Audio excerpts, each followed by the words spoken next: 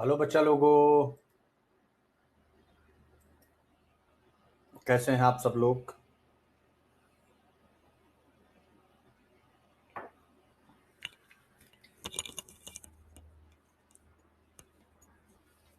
आवाज वगैरह आ रही मेरी? ऑडिबल हूं मैं? ऑल क्लियर है? ये कौन कह रहा नो, नो सर, ये बिल्कुल मजे ले रहे हो बच्चे।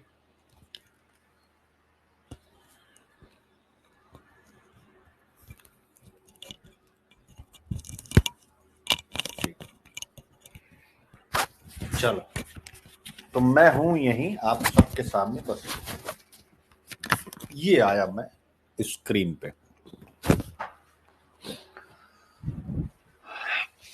क्या हाल है बच्चा लोगों? आज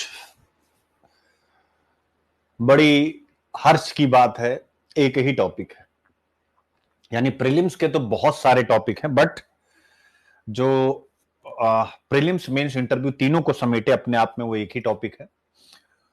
आर्टिकल है मेरे प्यारे बच्चों, बहुत बढ़िया। आज पंचायत स्तर पर सूक्ष्म चित्र प्राप्त करना, getting the micro picture at the panchayat level. GS paper 2 Indian polity की अगर आप सेकंड यूनिट सर्च करते हैं तो वहीं पर लिखा हुआ है स्थानीय स्तर पर शक्तियों का विभाजन और उसके कारण जो भी विषय उत्पन्न होते हैं।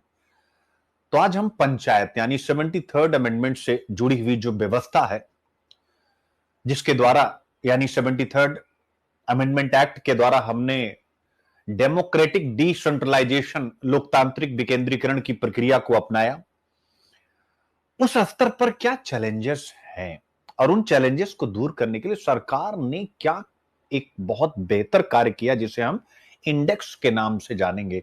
यानी पंचायत लेवल पर एक इंडेक्स आ रहा है कुछ पैरामीटर्स के आधार पर, और उस पैरामीटर के क्या एडवांटेज होंगे लोकल गवर्नेंस सिस्टम में, यानी स्थानीय शासन व्यवस्था में। अभी थोड़ा सा आपको ऊपर ऊपर लग रहा होगा, लेकिन मैं इस टॉपिक में घुसूं उससे पहले हल्की सी चर्चा आपसे करना चाहूंगा। पहले कुछ प्रीवियस ईयर क्वेश्चंस किया, क्योंकि अगर मैंने प्रीवियस ईयर क्वेश्चन आपके साथ डिस्कस कर दिए तो फिर वहीं से आपको इस टॉपिक में घुसना थोड़ा सा सरल हो जाएगा। या एक बार मैं मुद्दे पे आ जाऊं, बाकी सभी टॉपिक बच्चों प्रीलिम्स के लिए हैं या हम लोग ऑलरेडी डिस्कस, देख सकते प्रीलिम्स प्रीलिम्स प्रीलिम्स या ऑलरेडी डिस्कस्ड। ठीक है, तो पंचायत स्तर पर सूक्ष्म चित्र प्राप्त करना, एक बार आप न्यूज देखें और फिर कुछ प्रश्नों की चर्चा करने के बाद पुनः इस न्यूज में आऊंगा और इसके माध्यम से आज आपको जो हमारा 73rd अमेंडमेंट और उसके जो उद्देश्य थे, उस उद्देश्य को प्राप्त करने में हम कहां तक सफल रहे और सरकार क्या क्या काम कर रही है, इस विषय पर एक गहरी चर्चा, जिस पर आप देखेंगे लोकल बॉडीज पर रेगुलर आपसे प्रश्न पूछा गया है जीएस पेपर 2 में, और क्या आईएएस क्या स्टेट पीसीएस दोनों में ये महत्वपूर्ण टॉपिक होता है। ठीक है मेरे प्यारे बच्चों, जब मैं कोई चीज आप लोगों को सिखाता हूं कि भाई गुड गवर्नेंस के ये एलिमेंट है, तो आप विश्वास कैसे करते हैं उस कंटेंट के ऊपर। एक बार आप सबसे पूछना चाहूंगा कि जैसे मैं कहता हूं कि गुड गवर्नेंस के इतने एलिमेंट होते हैं, 1 2 3 4 5 6 7 8, ठीक है, सहभागिता, पारदर्शिता यानी अकाउंटेबिलिटी, ट्रांसपेरेंसी, ये सारी चीजें आप सबको पता है, तो आप उस पर बिलीव करते हैं क्योंकि मैं कहता हूं अकॉर्डिंग टू वर्ल्ड बैंक, कहता हूं ना। या जब हम बात करते हैं टैरिफ वॉर के बारे में, यार जिसे हम ट्रेड वॉर कहते हैं, प्रोटेक्शनिज्म कहते हैं, तो आप मुझ पर कैसे विश्वास कर लेते हैं, किसी आर्टिकल पर कैसे विश्वास कर लेते हैं कि जो बात ये कह रहा है कि ये ट्रेड वॉर की स्थिति है जो ग्लोबल ट्रेड को डिस्टॉर्ट कर रही है, वैश्विक व्यापार को विरूपित कर रही है, तो आप कैसे बिलीव कर लेते हैं? क्योंकि उसमें रेफरेंस दिया जाता है डब्ल्यूटीओ का, कि ऐसा करना डब्ल्यूटीओ के व्यापार नियमों का, वर्ल्ड ट्रेड ऑर्गेनाइजेशन के ट्रेड रूल्स का उल्लंघन करना है। तो इसका मतलब क्या? विश्वास। जैसे जब मैं आपसे कहता हूं कि मैं आपको यूपीएससी कि जो सिलेक्शन प्रोसेस उसमें शामिल करा ले जाऊंगा, तो आप मुझ पर विश्वास किस बेस पे करते हैं? जब मैं बताता हूं कि मैंने इंटरव्यू दिया है या मैं दिखाता हूं कि ये मेरे रिजल्ट रहे हैं। तो सेम वही चीज मेरे प्यारे बच्चों, इसे बोलते हैं एविडेंस बेस्ड काम करना, यानी साक्ष्य के आधार पर कोई बात कहना, समझना। तो एविडेंस बेस्ड पॉलिसी मेकिंग शब्द को याद कर लीजिएगा। साक्ष्य आधारित नीति निर्माण विषय पर सरकार लंबे समय से फोकस रही कि हम कोई भी नीति बनाएं, जैसे मान लीजिए हम एजुकेशन रूरल एरिया में कैसे क्वांटिटी से क्वालिटी की तरफ बदलें, या जो हमारी लोकल बॉडीज हैं जिस पर यूपीएससी ने भी प्रश्न पूछा है कि हमारे यहां पंचायत व्यवस्था सुशासन का, गवर्नेंस का, गुड गवर्नेंस का एक टूल, एक उपकरण नहीं बन पाई, ऐसा यूपीएससी ने भी आपसे पूछा। भी मैं आपके सामने रखूंगा प्रश्न, पूछा नहीं पूछा? यानी तो हम इन दोनों बातों को कि भाई गवर्नेंस का अच्छा टूल पंचायती राज सिस्टम नहीं बन पाया है, तो क्या हम बस इतना कह देंगे, या यूपीएससी के प्रश्न को आप ऐसे उठाएंगे और डील करना स्टार्ट करेंगे कि आप कहेंगे कि नहीं सर कुछ एविडेंस होना चाहिए? तो एविडेंस की महत्ता है, सरकार भी इस महत्व को समझती है, और एविडेंस बेस्ड पॉलिसी मेकिंग हो रूरल स्तर पर। आप सबको पता है 11वीं पंचवर्षीय योजना 11th 5 ईयर प्लान में 29 सब्जेक्ट है, 29 विषय हैं जिस पर ग्राम पंचायत को शासन करना होता है। ऐसे में वो सभी विषय बेहतर ढंग से आउटकम के साथ जुड़े, उसके लिए आवश्यकता एक बात की है कि जो ग्राम प्रधान है, जो सरपंच हैं, और उसके साथ साथ जो सरकार के ग्राम पंचायत स्तर पर जो प्रशासनिक पदाधिकारी हैं, वो दोनों मिल करके ग्राम के विकास के लिए जो नीतियां अपनाएं, अगर वह एविडेंस के आधार पर होगी तो स्वाभाविक उसकी सफलता के प्रतिमान और सफलता का दायरा दोनों बढ़ेगा। और इसी एविडेंस बेस्ड पॉलिसी मेकिंग को आगे बढ़ाने के लिए सरकार ने हाल ही में लॉन्च किया है एक इंडेक्स जिसका नाम है पीएआई इंडेक्स। देख सकते हैं आप, पंचायत एडवांसमेंट इंडेक्स। मेरे प्यारे बच्चों, तो बस दो शब्द, साक्ष्य आधारित नीति निर्माण। इसका मतलब होता है कि हम धारणा के आधार पर नहीं, रियल टाइम डेटा के आधार पर, डेटा के आधार पर कि भाई ये मेरे पास डेटा है, तो डेटा के आधार पर ग्राम पंचायत स्तर पर नीति बने, जिसे एविडेंस बेस्ड पॉलिसी मेकिंग कहते हैं। उसे संभव बनाने के लिए भारत सरकार ने हाल ही में पंचायत एडवांसमेंट इंडेक्स पीएआई, जिसे हम कहेंगे हिंदी में पंचायत उन्नति सूचकांक, जारी किया है, जिसका एम है टू एड्रेस दिस गैप, यानी एविडेंस बेस्ड पॉलिसी मेकिंग को आगे बढ़ाना। आप इतना ही याद रखिएगा। आई होप आप इसको बहुत बढ़िया ढंग से समझ गए। तो अगर मुद्दा आपकी समझ में आ गया, फटाफट सब बच्चे कमेंट कर दें तुरंत। हाँ ऑब्वियस है, जैसा प्रेम कुमार पांडे ने लिखा डेटा बेस्ड गवर्नेंस। अरे भाई मैं क्या सिखाता हूं? Data based governance, data led answer writing, वही है समझिए। एविडेंस बेस्ड पॉलिसी मेकिंग करने के लिए पंचायत एडवांसमेंट इंडेक्स हमारे सामने है। क्यों है? यूपीएससी के प्रश्नों से सीखेंगे। उद्देश्य क्या है तो आपको मैंने बता दिया, लेकिन इसका एक उद्देश्य आप यूपीएससी के प्रश्नों से समझेंगे। आइए जरा उन प्रश्नों को आपके सामने रखता हूं, तब आपको मजा आएगा। यानी क्लास का जो आपको इंतजार रहता है वह मजेदार ढंग से और बना रहेगा। आइए जरा कुछ प्रश्न देखते हैं, ठीक है? तो एविडेंस बेस्ड पॉलिसी मेकिंग के लिए यह इंडेक्स आया है, पहली चीज तो ये आप याद रख लीजिए। अब जीएस पेपर 2 पॉलिटी देख सकते हैं, स्थानीय स्तर तक शक्तियों और वित्त का हस्तांतरण और उसमें चुनौतियां। Devolution of power and finances up to local level आ गया बेटा, लोकल बॉडीज की ही बात है और खूब प्रश्न यहां से पूछे जाते हैं। तो अभी मैं गवर्नेंस पे ना आके सीधा क्वेश्चंस पर आता हूं मेरे प्यारे बच्चों, ठीक है? 2022 में कुछ ही प्रश्न मैं रख रहा हूं, कुछ मुझे याद है। आपकी राय में भारत में शक्ति के विकेंद्रीकरण ने जमीनी स्तर पर शासन परिदृश्य को किस सीमा तक परिवर्तित किया? To what extent in your opinion has the decentralization of power in India यानी 73rd और 74th amendment change the governance landscape? जरा देखेंगे, यानी ग्रामीण स्तर पर अगर हम गवर्नेंस के स्तर पर देखें तो क्या क्या परिवर्तन 73rd 74th अमेंडमेंट के द्वारा देखे गए हैं, यानी आपको डेटा के आधार पर चलना पड़ेगा, ठीक है। यानी ग्रामीण स्तर पर और शहरी स्तर पर, दोनों पर 73rd और 74th देख सकते हैं। आपसे पूछा गया कि नहीं लोकल बॉडीज के परफॉर्मेंस पे, अगर इस प्रश्न को मैं केवल इतना लिख दूं कि बच्चों ये लोकल बॉडी के परफॉर्मेंस पर आपसे प्रश्न पूछा गया, तो आप कहेंगे हां सर बिल्कुल सही बात है। स्थानीय निकायों के प्रदर्शन पर यह प्रश्न है कि नहीं, और स्थानीय निकायों के प्रदर्शन, विशेषकर हम ग्राम पंचायत की बात करें तो उसके प्रदर्शन को और बेहतर करने के लिए ही एविडेंस बेस्ड पॉलिसी मेकिंग को ध्यान में रखते हुए पंचायत एडवांसमेंट इंडेक्स लाया गया है। तो पहली चीज क्लियर हो गई कि नहीं हो गई, यानी यह प्रश्न इस टॉपिक के साथ जुड़ गया कि नहीं जुड़ गया। अब आता है दूसरा विषय आपके सामने। एक प्रश्न हमेशा पूछता है कि जो लोकल बॉडीज, उसमें तीन चीजें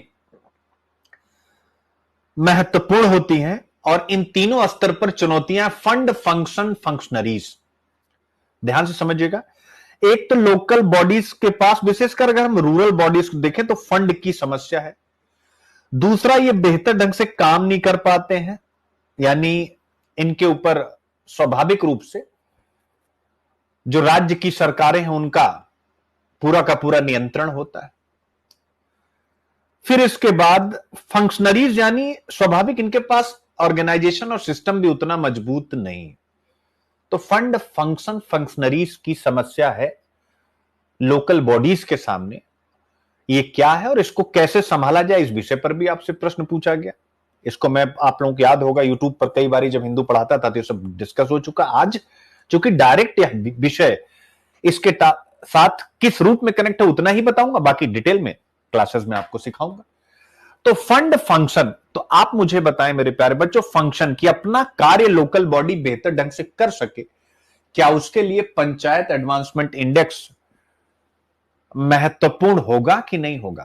तो आप कहेंगे जी हां सर, फंक्शन के लिए फंड, फंक्शन एंड फंक्शनरीज, इन तीनों में से फंक्शन के लिए यह इंडेक्स बहुत महत्वपूर्ण रोल अदा करेगा, ठीक है। तो आप देख सकते हैं यह विषय भी आपके दिमाग में आ गया। अब इसके बाद आगे बढ़े, बहुत से प्रश्न आते हैं बेटा इसमें, अरे बाप रे, ठीक है। अब आता है, अब देखिए, पंचायत प्रणाली के महत्व का आकलन करें। The part of local government assess the importance of panchayat system. अब मेरे प्यारे बच्चों, क्या आप पंचायत सिस्टम की इंपॉर्टेंस को इस पूरे पैराग्राफ से शुरुआत कर सकते हैं कि नहीं? जरा देखिएगा। स्थानीय सरकार के एक भाग के रूप में भारत में पंचायत प्रणाली के महत्व का आकलन करें। सरकारी अनुदान के अलावा पंचायतें विकास परियोजनाओं के वित्त पोषण के लिए किन स्रोतों पर निर्भर है? आप यहां से देख सकते हैं, बहुत महत्वपूर्ण, स्थानीय सरकार के एक भाग के रूप में। तो आप क्या यह पॉइंट लिख सकते हैं? स्थानीय सरकार के रूप में पंचायत प्रणाली के महत्व को देखते हुए भारत सरकार ने पंचायत एडवांसमेंट इंडेक्स जारी किया है, जिसका उद्देश्य है ग्राम पंचायत स्तर पर सूक्ष्म स्तरीय योजनाओं को सक्षम बनाकर विकास की प्रक्रिया को सर्वसमावेशी बनाना। क्या 100% इंटरलिंक हो गया कि नहीं? यानी ये जो न्यूज लिखी है, ये न्यूज ही यहां पर प्रश्न की शुरुआत में आ जाएगा। आप कहेंगे कि हां सर बिल्कुल ऐसा ही है, ठीक है। अब इसके बाद आगे बढ़ते, छवि करेंगे सर आपकी तबीयत ठीक है? बेटा तबीयत ठीक है, तभी आप देख रहे होंगे पूरा जोश भी बना हुआ है, तबीयत ठीक है। माइक्रो लेवल प्लानिंग का मतलब होता है बेटा, जैसे एक ग्राम पंचायत में कितने गांव हैं, जैसे आपके गांव में अगर एक गांव है, एक ग्राम पंचायत है, तो उसमें 3 4 गांव 5 गांव ऑलमोस्ट छोटे बड़े मिला करके होते हैं। तो माइक्रो लेवल प्लानिंग का मतलब होता है कि हर ग्राम सभा, उस ग्राम सभा के अंतर्गत जो भी ग्राम आ रहे हैं, उनकी आवश्यकताओं के अनुरूप नीतियों का निर्माण, एक यानी जैसी नीड वैसा ही प्रोग्राम। ठीक है, उनकी पहला हो गया नीड, दूसरा हो गया उनकी स्थिति, जैसे वहां की मिट्टी, वहां पर सिंचाई की सुविधा, वहां पर क्रॉपिंग पैटर्न, या वहां पर एनिमल हस्बेंड्री की संभावना। आई होप अब आप समझ गए होंगे माइक्रो लेवल प्लानिंग का मतलब क्या हो गया। यानी हर ग्राम पंचायत अपने लिए नीतियां बनाएगी, ऐसा आगे लिखा भी हुआ, अभी आप पढ़ेंगे तो आपको समझ में भी आएगा। क्लियर हो गया माइक्रो लेवल प्लानिंग का मतलब। तो आप देख सकते 2007 में बहुत सी यानी पंचायती राज व्यवस्था का,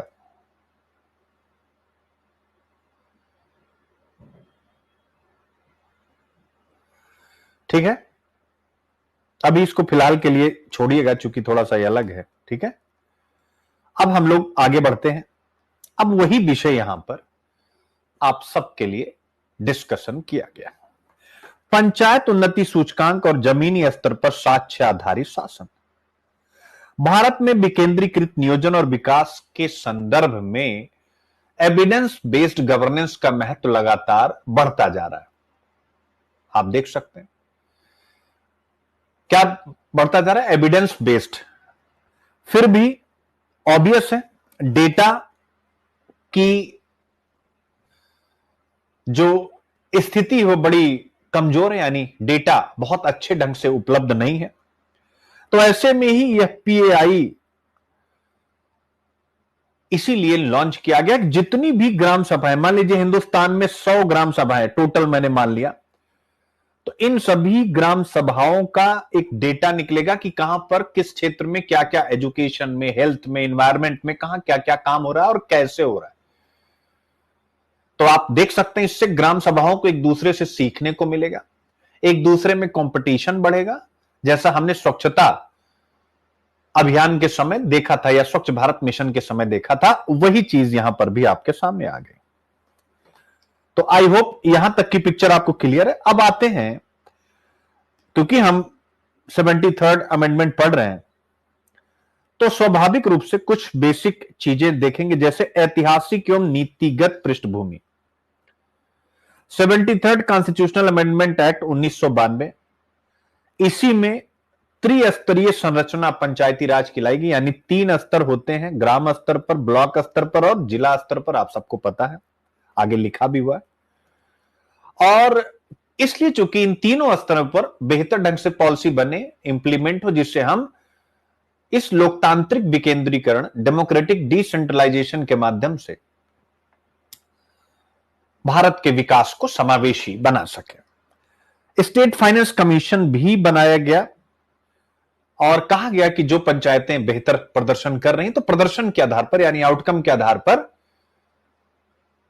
धन दिया जाए और उसकी सिफारिश स्टेट फाइनेंस कमीशन करेगा, आप सबको पता है।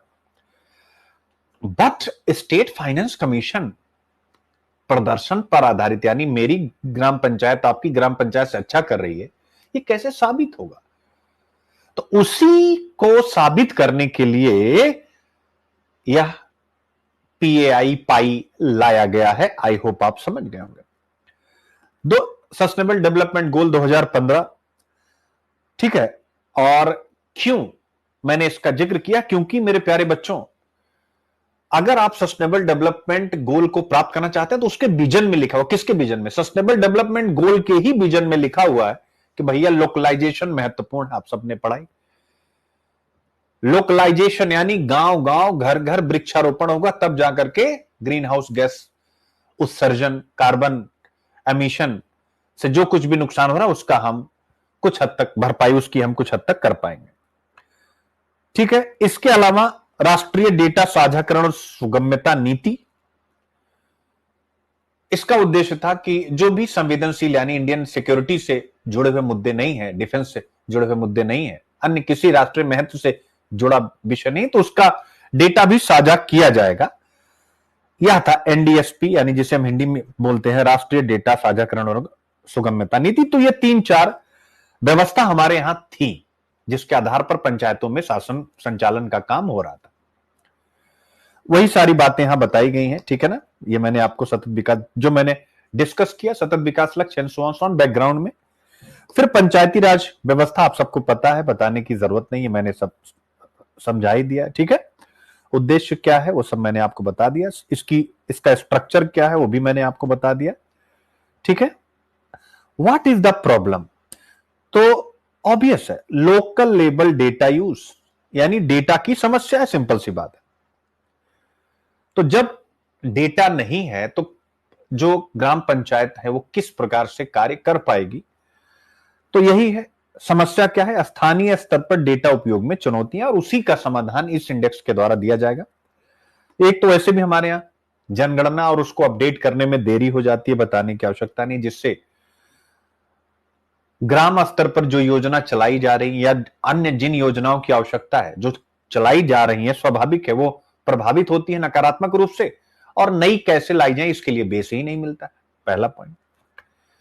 इसके अलावा जो data.gov.in ये सरकारी पोर्टल है, इस पर डेटा अवेलेबल है कहने को, लेकिन यहां इतना डेटा है कि कौन सा ग्राम प्रधान बैठ करके अपनी टीम के साथ ये डेटा निकलवा करके अपने गांव के बारे में या अन्य गांव के बारे में क्या बेहतर चल रहा है, कंपैरेटिव स्टडी क्या कर पाएगा? नहीं कर पाएगा। तो ये सारी बातें। इसके अलावा जो डेटा चार्ट वगैरह दिए गए हैं वो बहुत अच्छे पिक्चर्स में नहीं है, यानी धुंधले पिक्चर है, तो उन पिक्चर को देख करके क्या समझेगा, ये सारी बातें। इसके अलावा वर्ष के अनुसार, यानी 2023, 24, 25 जैसे आप पीवाईक्यू एनालिसिस करते हैं ना, इस साल हिस्ट्री इतना है, ज्योग्राफी इतना है, पॉलिटिक्स, वैसा इस जो उपलब्ध अभी तक का डेटा है, इस प्रकार की सुविधा वहां नहीं है। यह भी एक बहुत बड़ी समस्या नहीं। इसके अलावा नागरिक अनुकूल उपलब्धता नहीं, यानी अब मान लीजिए कि अगर मैं ग्राम प्रधान हूं और मुझे कंप्यूटर चलाना नहीं आता बट फोन है मेरे पास, तो ऐसी व्यवस्था नहीं, कोई ऐप हो और उसको मैं डाउनलोड करूं और उसमें जो भी मैं सर्च करना चाहूं वॉइस नोट भेजूं, यानी वॉइस करूं, तो एआई मेरी वॉइस को पकड़ करके सारा डेटा मेरे सामने रख दे, जबकि ये तो आजकल करना बहुत आसान है। तो ये 5 समस्याएं मैंने बता दी। अब आपको समझ में आएगा इन 5 समस्याओं की पृष्ठभूमि में कैसे पंचायत एडवांसमेंट इंडेक्स पीएआई एक गेम चेंजर साबित होगा। मेरे प्यारे बच्चों,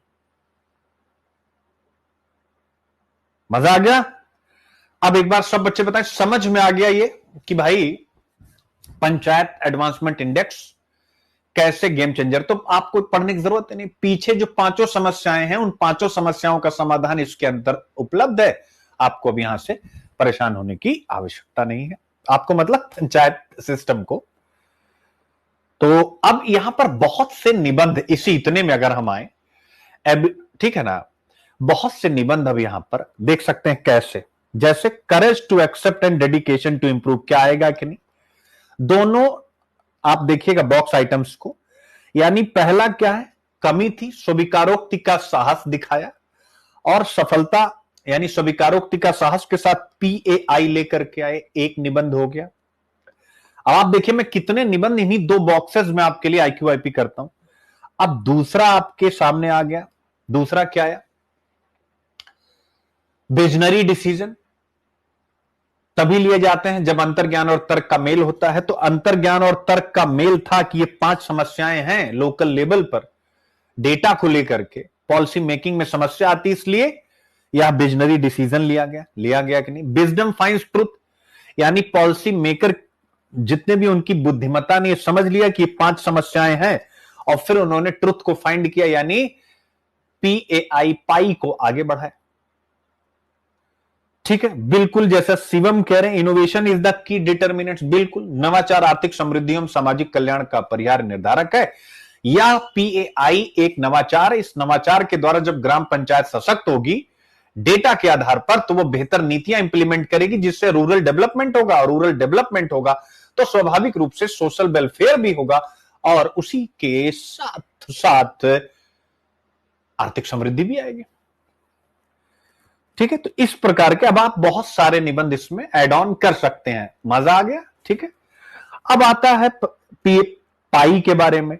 भाई विशेषता और उसके बारे में सारी चीजें, कब लॉन्च हुआ, अप्रैल 25 में, जो रिपोर्ट देगा 22-23 के आधार पर, किसने निकाला, मिनिस्ट्री ऑफ पंचायती राज ने। कवरेज लगभग 2.16 लाख ग्राम पंचायत, 2.5 लाख कुल लगभग ग्राम पंचायत, उसमें से कुछ को छोड़ दिया है क्योंकि वहां पर डेटा संग्रहण और उसकी पुष्टि के लिए कुछ इश्यूज हैं, जैसे ऑब्वियस है नक्सल एरिया, यानी इस प्रकार की चीजें हैं। इंडिकेटर्स क्या होंगे, बाप रे बाप, 435 सूचकांक मतलब इंडिकेटर होंगे, संकेतक होंगे, 331 मैंडेटरी होंगे, 104 ऑप्शनल होंगे कि उसको आप देख भी सकते हैं, कलेक्ट भी कर सकते हैं, नहीं भी कर सकते। तो ये आपको प्रीलिम्स के लिए भी बता दिया गया। थीम क्या होगी, ठीक है, तो स्वाभाविक है थीम होगी कि हम इसको लोकलाइज करेंगे सस्टेनेबल डेवलपमेंट गोल के टारगेट्स के साथ। ये सारी चीजें आपके लिए यहां पर बनी। 9 सस्टेनेबल डेवलपमेंट गोल को राष्ट्रीय संकेतक फ्रेमवर्क के साथ अलाइन किया गया।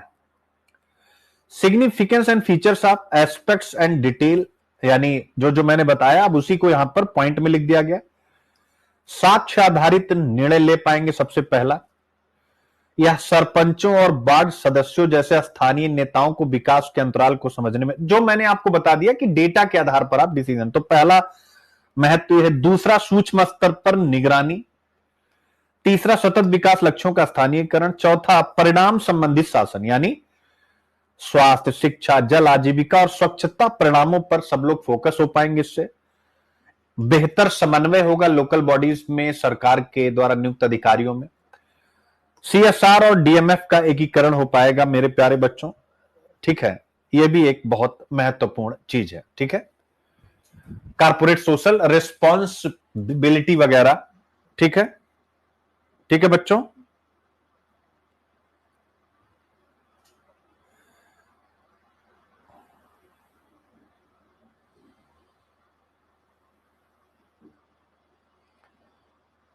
एक मिनट बच्चों,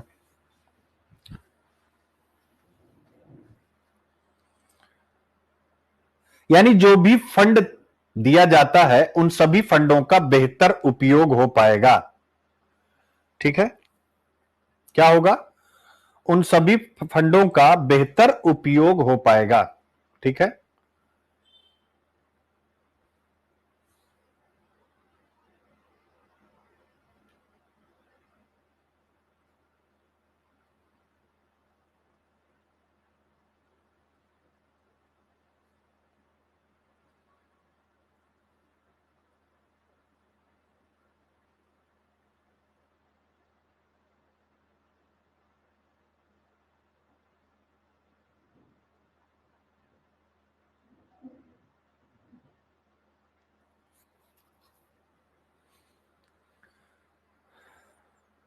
ठीक है, तो कोई भी फंड जैसे डिस्ट्रिक्ट मिनरल फंड हो गया, सीएसआर हो गया, एमपी लैड हो गया, एमएलए लैड हो गया, सबका बेहतर मैनेजमेंट हो पाएगा। तो ये सारी बातें आपको यहां पर बता दी गई मेरे प्यारे बच्चों, विस्तार से आप इसको कर लेंगे। ठीक है ना, पॉइंट इज क्लियर। सीएसआर क्या है, डीएमएफ क्या है, एमपी लैड क्या है, एमएलए लैड क्या है, ये भी विस्तार से आपको बता दिया गया है। आप बहुत आसानी के साथ पढ़ लेंगे। कब शुरू किया गया है, क्या क्या है, आप देख सकते। ठीक है,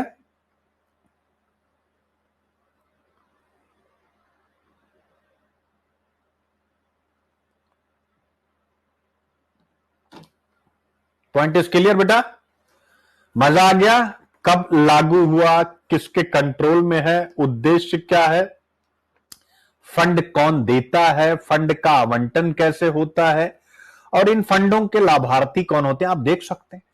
मुझे ऐसा लगता है कि किसी मतलब एक प्रश्न ऐसा भी आ सकता है अलग से, पंचायती राज हटाइए, corporate social responsibility, MP LAD, MLA LAD, इन्हीं पर प्रश्न आपसे पूछ सकता है।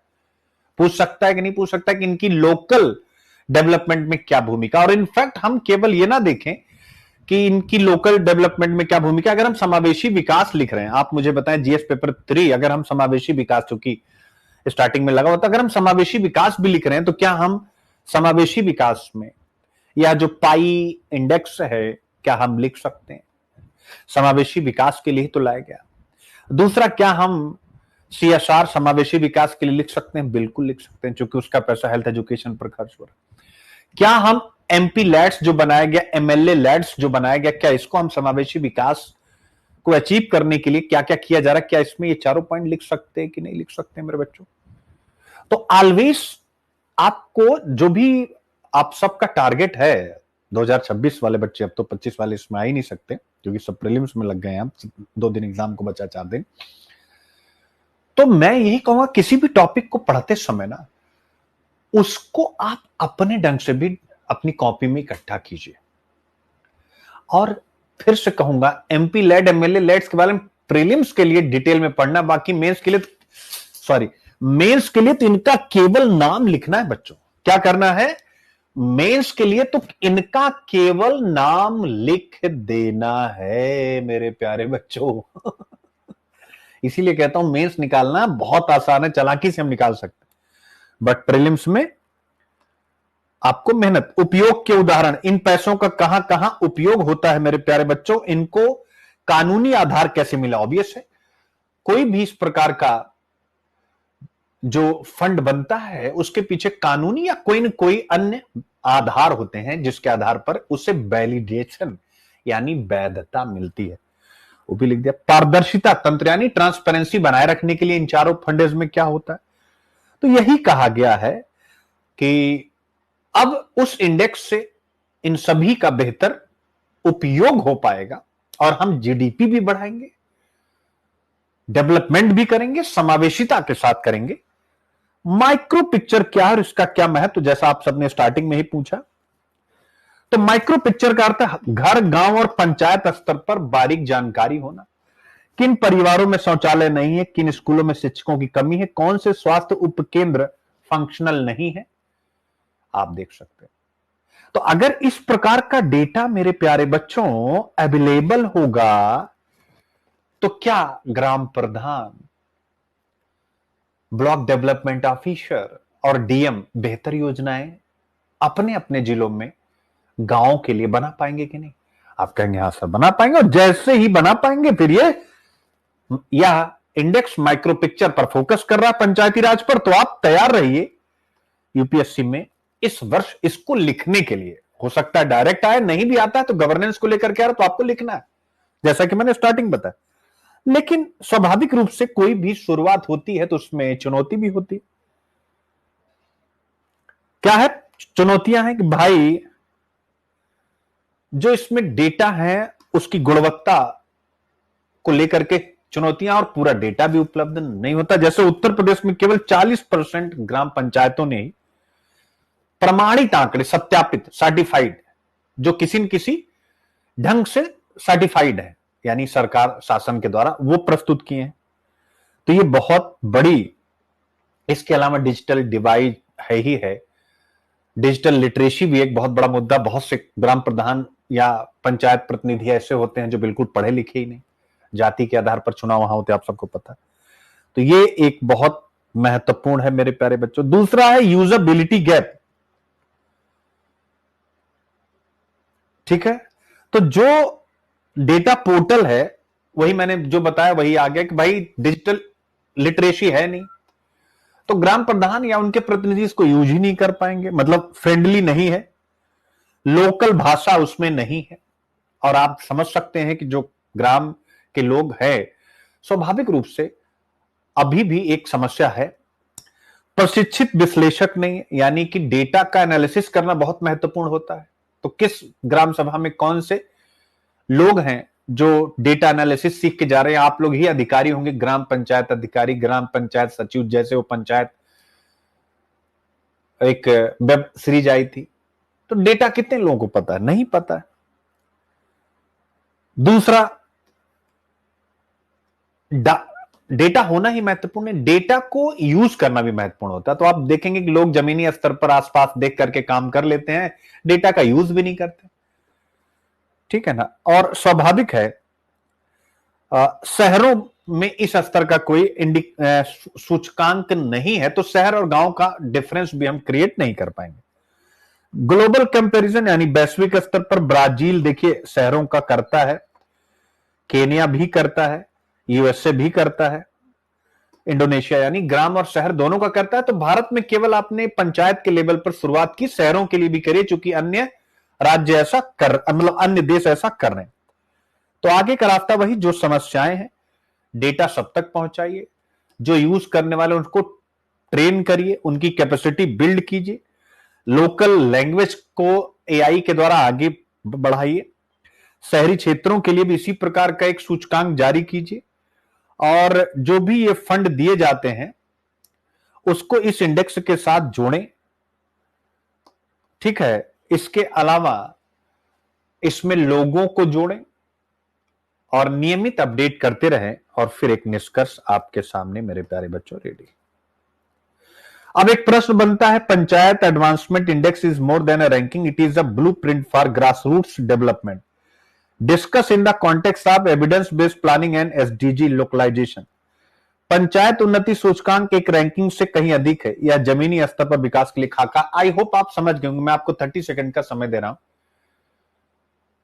आप मुझे बताइए क्या इस प्रश्न की डिमांड, चूंकि हमने पूरा का पूरा यही टॉपिक ही डिस्कस किया, क्या आप इसको पूरी तरीके से समझ गए हैं मेरे प्यारे बच्चों?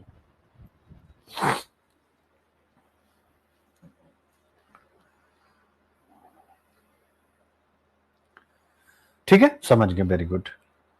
तो ऑब्वियस है इंट्रोडक्शन, सिग्निफिकेंस, ये मैंने आपको बता दिया कि पाई आएगा तो पहला, दूसरा, तीसरा क्या क्या उसका पॉजिटिव सिग्निफिकेंस होगा, चौथा एसडीजी लोकलाइजेशन में इसका रोल क्या होगा वो भी बता दिया, लेकिन कुछ चुनौतियां भी आएंगी वो भी बता दिया, आगे का रास्ता वो भी बता दिया, और फिर एक बढ़िया सा कंक्लूजन भी, और फिर यही हिंदी में आ गया। और फिर प्रीलिम्स के लिए भी panchayat advancement index and data governance in India आपके सामने रख दिया गया। अब आप एंजॉय करिए, देख सकते हैं, ठीक है। क्लियर बेटा? स्टेटमेंट वाला आप लोगों को दिक्कत होता है तो स्टेटमेंट बेस्ड क्वेश्चन आपको बना करके दिए ही जा रहे। तो ये सारी चीजें, बाकी स्वाभाविक जो यूपीएससी की तैयारी 2026 के लिए करना चाहते हैं, पहला इंस्टीट्यूशन प्री और मेंस बिल्कुल अलग अलग मैं कराता हूं, तो जो भी बच्चे जुड़ना चाहेंगे ये फोन नंबर है, आप हमारे साथ जरूर जुड़ सकते हैं और यूपीएससी की तैयारी करते हैं। यह है लर्निंग ऐप। तो मजा आया बच्चा लोगों? पॉइंट क्लियर हुआ? तो अगर पॉइंट क्लियर होता है तो स्वाभाविक रूप से अब सब कुछ प्रीलिम्स के लिए है इसमें, ठीक है, ये आपको बता ही दिया गया, ठीक है। और सबसे बड़ी बात है बेटा, ये कैलेंडर, इस पर आप लोग अपना फोकस करते रहिएगा, ये मेरा प्लान है, ठीक है। सभी लोग इसको देख लेंगे, प्लेटिनम क्लासेस कैसे चल रही हैं, schedule, GS foundation only, optional, सब कुछ है, ठीक है। अब हम लोग आगे बढ़ते हैं। ये एक टॉपिक बस केवल मैं समझाऊंगा आप लोगों को, नेटफ्लिक्स पर आया है जिसको मैं देख भी चुका हूं, ओसामा बिन लादेन पर मेरे प्यारे बच्चों यह सीरीज है, और जिस सीरीज का नाम है मेरे प्यारे बच्चों अमेरिकन मैन हंट, यानी आदमी को पकड़ लेना, शिकार कर लेना, अमेरिकन मैन हंट। तो यह एक डॉक्यूमेंट्री सीरीज है, आप सबको देखनी चाहिए। ओसामा बिन लादेन जिसने अमेरिका के ट्विन टावर को उड़ाया था। तो मैं इसको यहां क्यों दे रहा हूं, आप सब इसको समझिएगा। एक यूपीएससी ने प्रश्न पूछा था कि सिनेमा जो समाज में हो रहा, सोसाइटी में, उसको प्रतिबिंबित करता है, यानी जो हो रहा उसको दिखा देता है, एक, या समाज को रूप प्रदान करता है, यानी कि जो सोसाइटी में लोग करते हैं वो सिनेमा से प्रभावित होकर के करते हैं। दो चीजें उसमें लिखनी थी, यानी ये हमारे टाइम का ऐसे था तो ऑब्वियस है इसमें एक ही ऐसे लिखने को आता था, तो हम लोगों के पास 2000 से 2200 शब्द होते थे। तो ये टॉपिक मैंने केवल इसलिए यहां पर रखा कि आपको सोचवा सकूं। एक तो ये, दूसरा पाकिस्तान के ऊपर जो आजकल चर्चा चल रही है, तो नई पीढ़ी को ये सिखाना भी, दूसरा पॉइंट ऑफ व्यू तो ऐसे हो गया। दूसरा पॉइंट ऑफ व्यू कि नई पीढ़ी आप सबको सिखाना, और आप सब इस चीज को आगे सिखाएं लोगों को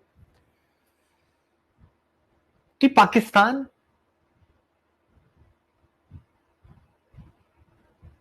पर ट्रस्ट नहीं किया जा सकता आतंकवाद को लेकर के। इसलिए पाकिस्तान के साथ संबंध विच्छेद एक, और अपने सीमाओं को मजबूत करना, इंटरनल सिक्योरिटी को मजबूत करना, यह भारत की नेशनल स्ट्रेटजी बन गई और होनी भी चाहिए।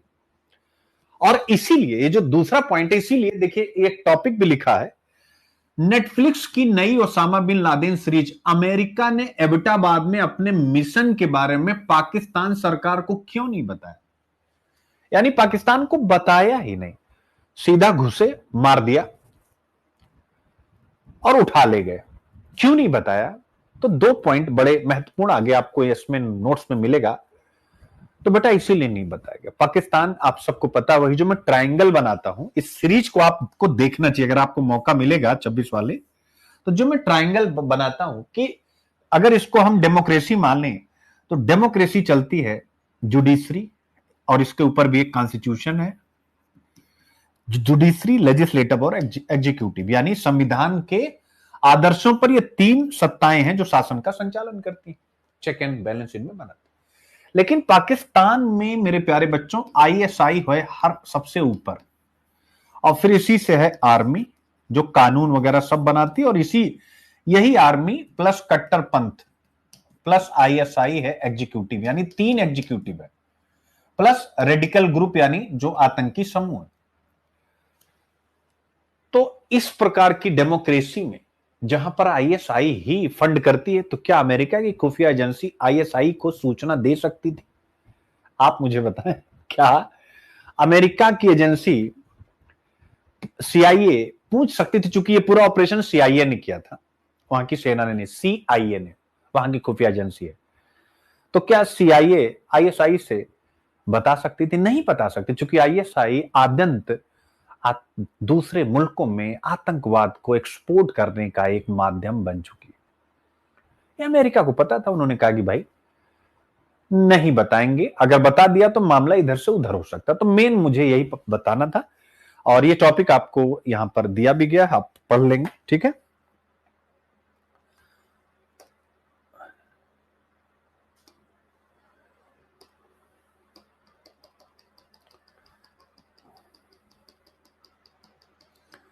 तो पाकिस्तान की, ऐसा नहीं कि मैं कोई भावनाओं में कह रहा हूं पाकिस्तान की बैंड बजाने को, लेकिन जो इंसान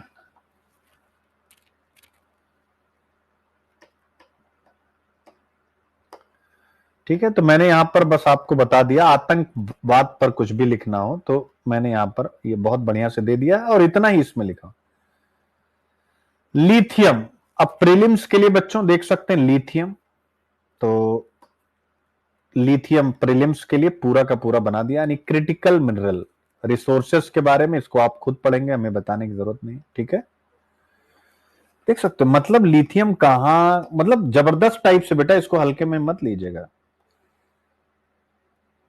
स्वदेशी ज्ञान की यहां पर चर्चा है। ट्राइबल रीजन ऑफ इंडिया के बारे में मैंने क्वेश्चन ही बना दिया, जैसे tribal Hamlet disaster management plan, इस प्रकार की चीजें किस राज्य की हैं, कैसे हैं, ठीक है। बायोडाइवर्सिटी फंड इंडिजीनियस पीपल के लिए, तो ग्लोबल एनवायरनमेंट फैसिलिटी यहां पर क्या है, आप सब इसको बढ़िया से प्रैक्टिस करते। अच्छा एक बार मुझे बताएं, इसमें किसी को प्रीलिम्स वाले में कोई दिक्कत तो नहीं होती ना? डीजीएफटी, डीजीएफटी क्या है? Directorate general of foreign trade, आप देख सकते हैं। तो ये प्रीलिम्स के लिए जो भी चर्चा में है वो। ओसीआई क्या होता है? ओवरसीज सिटीजन ऑफ इंडिया, ये भी आपको करा दिया गया। एक बार आप लोग कमेंट करिए फटाफट कि कोई दिक्कत तो नहीं होती। ऑपरेशन ओलिविया, ऑपरेशन ओलिविया क्या है मेरे प्यारे बच्चों? मरीन डाइवर्सिटी के लिए, तो ये भी आपको बता दिया। ओलिव रिडले कछुए वगैरह, उनकी भी चर्चा है, ठीक है ना। Global agri food potential Bihar में कितना है, ये भी आपको बता दिया गया, और कई और चीजें उन संस्थाओं का जिक्र कर दिया गया। तो पढ़े इसको आनंद से, मस्त रहे। ठीक है, कोई दिक्कत होती है प्रीलिम्स वाले टॉपिक में, एक बार मुझे बताएं।